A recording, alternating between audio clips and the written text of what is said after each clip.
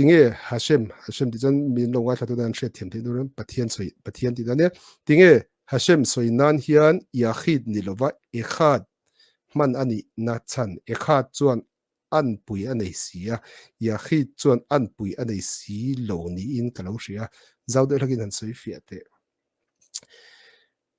he thui Mizoram an ngai Christian hoin an soi englo khop me tiang ka soi fiang ekhad ani chun an pui nei lo pakhat ani an pui nei lo na rai taka kha pakhat ani pakhat ani chun an pui nei lo ma se yahid ani chuan chikhat ti na ni chikhat entinan hetila hian thil kalorem don ta yakhidim ka mang theini bo ekhadim man thelo ekhad chu pakhat ania ekhadim ani chu pakhat ai tam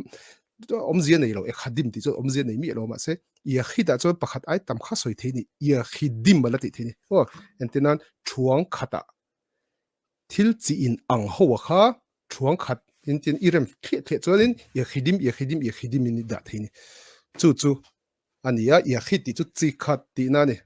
chikhat ti na nia ekhad chu pakhat ti na ni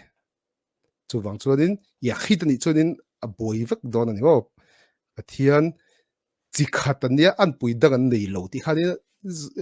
nge ta na soi boina kha abang don lo ni yakhid ani jok chuan yakhid ani chuan yakhidim pom thei pakhat ai tam pom thei ekhad ani chuan pakhat ania pakhat chuan thil dang om lo pakhat ni na pathian chu an pui nei lom mo khovela po pathian tam takan om hei tun la ya po Mizoram po zol nei om to wena chen pa pakhatin eng tiang nge ngoro hei kan grupa milar de pakhat se amin chu ka soi sang khloya englo wai daron maga hei tian ar soi ne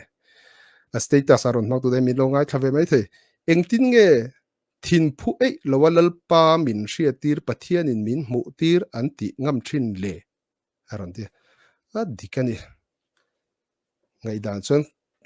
as soitu hianin pathian ti khana ma chun hemi Hashem hi a khero fan mai thei ma se tun lai po zol nei tam takan om Mizoram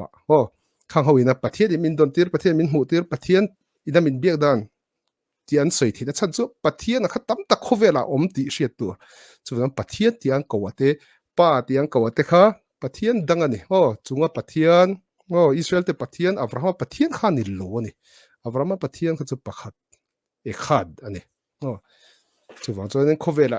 pathian yakhidim tam takanom entinan Hindu pathian ho yakhidim ho te Christian ho pathian pathuman ni yakhid ani yakhid khatiang kha ni achan chu an pathian ang kha chithum ang kha mundanga omve lo ni chu pathian pathuma po an pathian pathuman ne chu yakhidim an ni ase keni chu pathian pakhat ekhad ani pakhat